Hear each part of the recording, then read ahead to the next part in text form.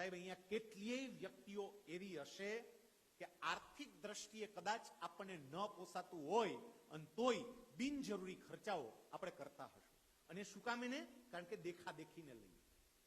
ફલાણા ભાઈએ આ પ્રકારના મેરેજ કર્યા એટલે મારે એવા જ મેરેજ કરવાના.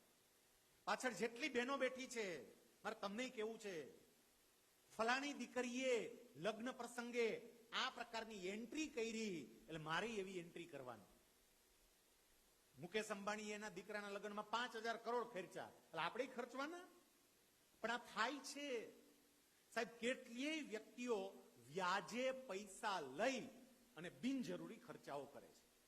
સાહેબ મેં એવી વ્યક્તિઓ પણ જોઈ છે કે કંપનીનો માલિક એ સામાન્ય ફોન વાપરતો હોય પણ એનો ડ્રાઈવર કે એને ત્યાં કામ કરનારી વ્યક્તિ આઈફોન લઈને આટા મારતી હોય.